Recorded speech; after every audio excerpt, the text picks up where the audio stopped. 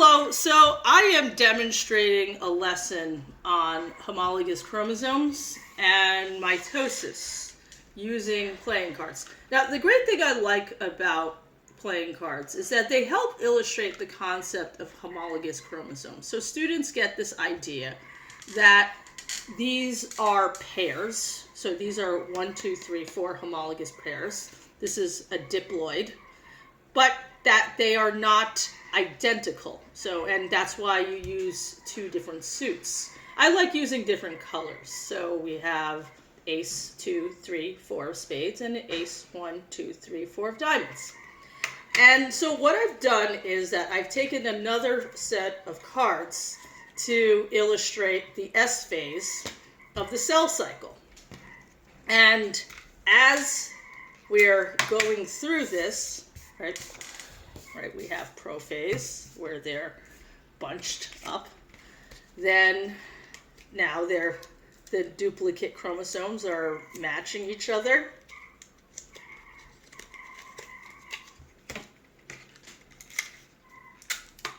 And they're finding, so they're duplicate chromatids.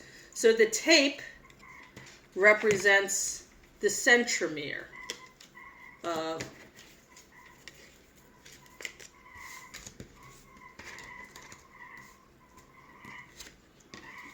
the process, whereas the individual cards represent the duplicate chromatids.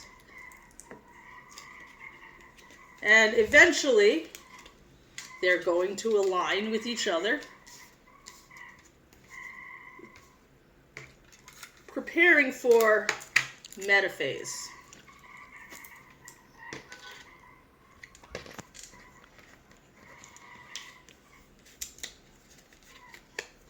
So while students are working on this, they're beginning to understand the concept of how the duplicate chromatids are matching with each other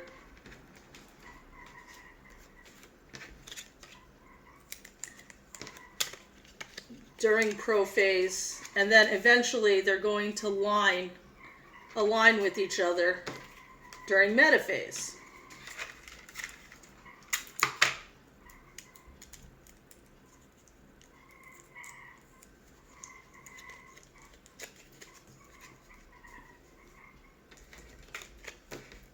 Now, if you really want to be creative with this, and this is something that you can expand on, you could actually take some string or yarn and attach it to the cards. And then maybe attach it to, let's say, like a small round plastic thing. And that may then simulate the spindle fibers and the centriole used in animal mitosis. So there's a lot of ways you can do this. Now, in this case, I've decided to use 4 homologous pairs. You can be as creative as you want. You can use the full deck and go from 1 to 13. You can use 1 to 10. Really, it doesn't matter. The concept is that we want students to understand the idea of duplicate chromatids, the centromere, and how they're eventually going to align during metaphase, and then eventually split during anaphase. So now we have metaphase where they're aligned. Eventually they're going to split. Each duplicate chromatid is going to split.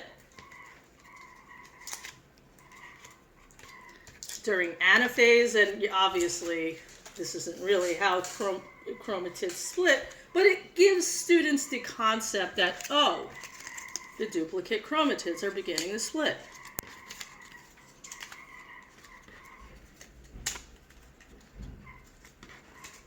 And that gives us anaphase. So now, if you want to demonstrate telophase, of course, then simply just take a chalk drawing, draw it around, and that gives you the concept of telophase, and then you can even draw another cell membrane around. So I hope I gave you an understanding of a very different idea of how to illustrate the concept of mitosis. as we know, this is a concept that a lot of students don't quite get, and maybe this will give them a better idea. Next time we're going to do the same thing, but we're going to use these cards to demonstrate meiosis.